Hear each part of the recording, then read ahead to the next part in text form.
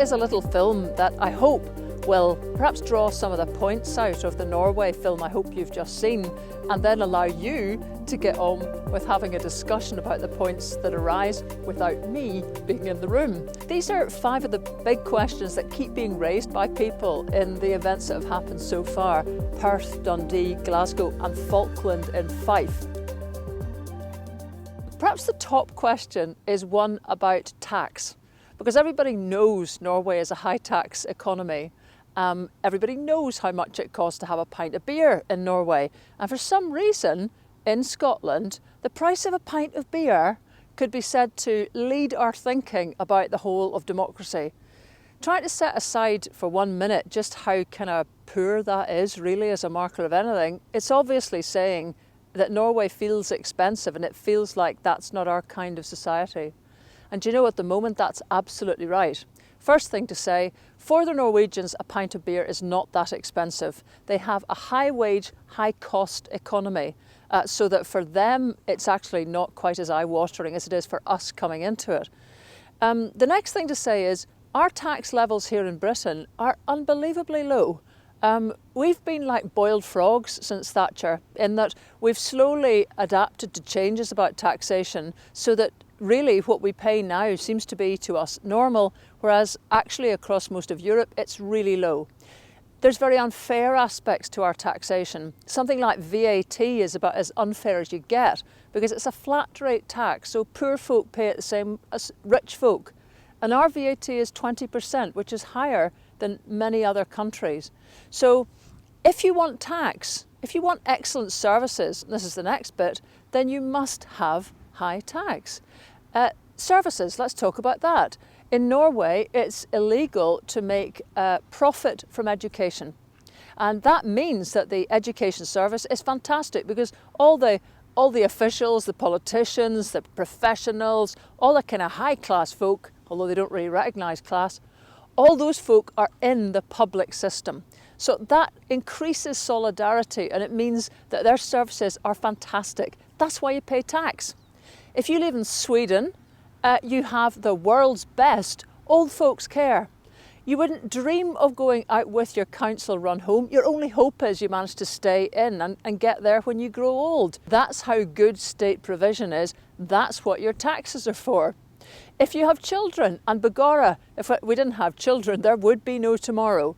If you have children in Norway, Sweden, Denmark, Finland, Iceland, in any of these countries, you're getting the best quality kindergarten care, not for 1 or 2 years or for part-time or just during the term times and not at holidays. No, you're getting it from when the children are 1 until they're 6 or 7, which is when they go to school, not 4 or 5.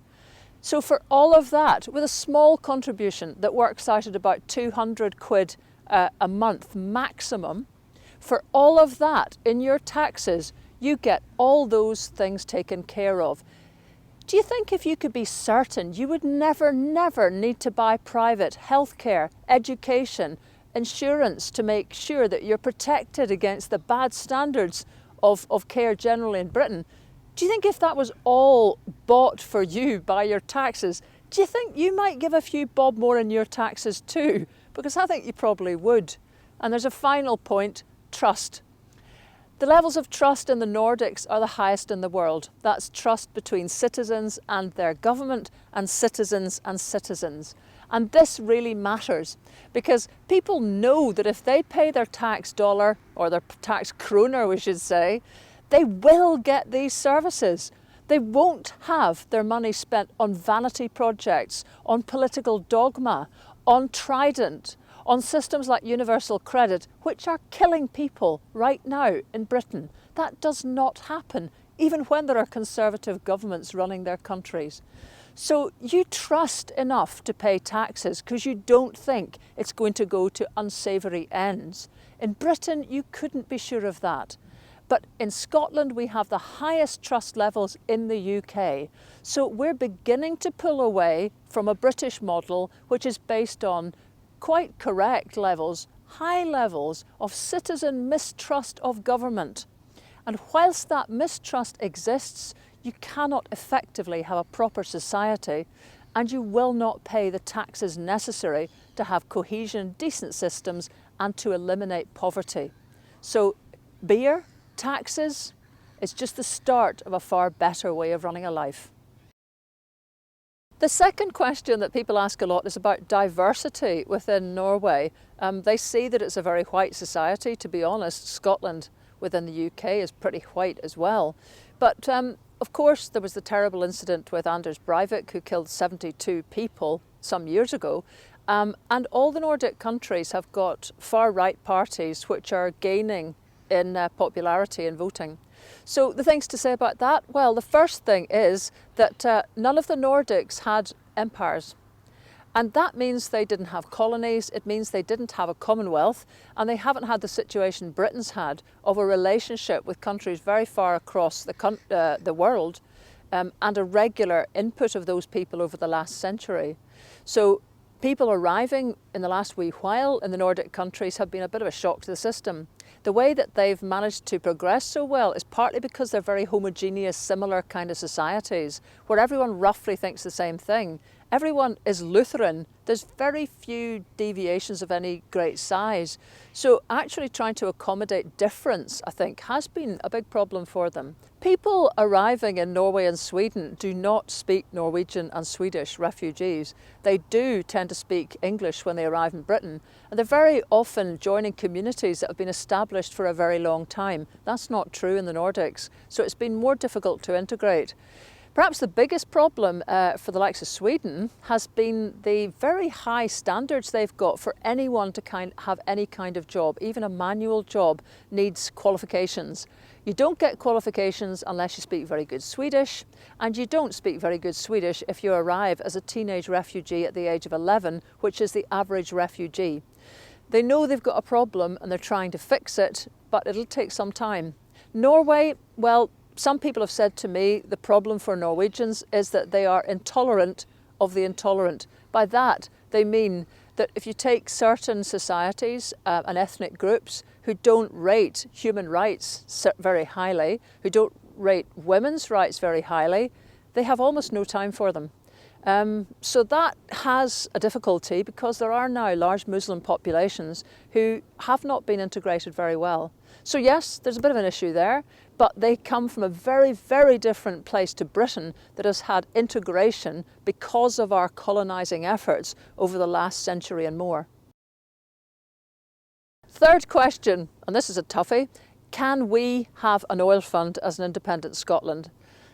You'll have seen the very thorough explanation that Eirik Wærness gave there from Equinor, the successor organisation really to Statoil that managed all the oil exploration for Norway. And what he says really is echoed by a lot of people, that basically our oil fields are now reaching maturity, that the world demands that we move very quickly from a fossil fuel type economy to a renewables green powered economy. And that renewables industry will be massive, but it will never produce quite the same extraordinary profits and therefore the same capacity to draw incredible amounts of tax out of it that the Norwegians had. And there's no two ways about it. Margaret Thatcher wasted our opportunity, but here we are now. Perhaps the other important thing to say is that renewables will give massive jobs for us. It will give us a lead in technology, which we already have. It will allow us to keep population all over Scotland the same way that Norway's been doing since hydro, because renewables are located in remote areas as well as central ones. And perhaps the biggest thing it does for us is to stabilise our economy on something that is not quite as volatile as the oil price, because we'll be using the heating and the energy ourselves. That's one thought. The other question about that oil fund, Norway became an independent country long before it discovered oil. It became independent in 1905 to become Europe's second poorest nation. They didn't become independent to exploit oil, but they were well set up, well organised amongst themselves to jump on that advantage when it came their way. The question for Scotland is, are we well set up enough to absolutely grab the opportunities of renewables and run with it? The fourth question people have asked is about this question of whether Scotland would be better as a full member of Europe or, like Norway, a member of the halfway house, the EEA. Forgive me if I've explained this before, but here we go. Back in the 70s, there were two European trade blocs around. One was the group to become the EU. The other was EFTA, the European Free Trade Association. Now, EFTA didn't want integration. They didn't want fancy institutions. They didn't want to create a currency. They just wanted trade. It was, if you like, the bargain basement option.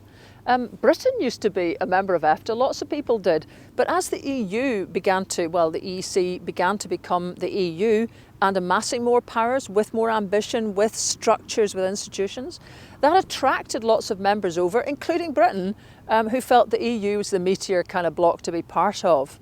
But EFTA still remained. It's got 4 members: Norway, Iceland, Liechtenstein, Switzerland. They're tiny. That's why they don't want Britain in there.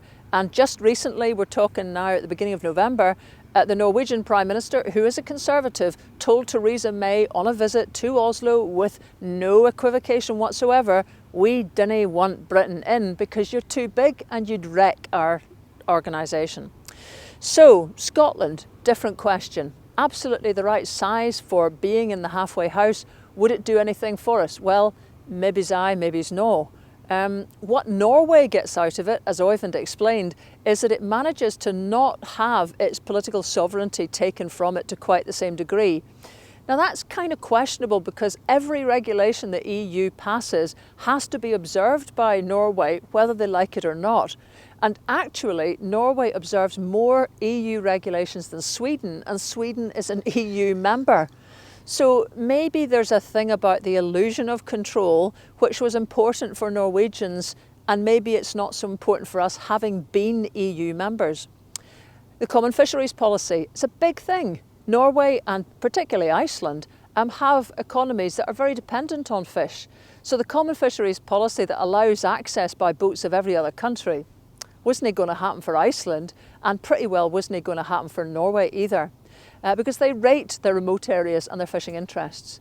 Now, Scotland, well, I think we could do with a period out of the common fisheries policy and trying to align our industry with the far more fair, equitable and better conserved way of running things that the Norwegians have. So that might happen anyway, because we will probably be drawn out of the EU by Brexit, unless Brexit is halted. If that happens, then there might be a transitional re-entry for an independent Scotland, and the halfway house might be the first resting place. And who knows, because nobody knows about this future, it hasn't been done, that might be a resting place that we choose to stay in for a longer time than a shorter one.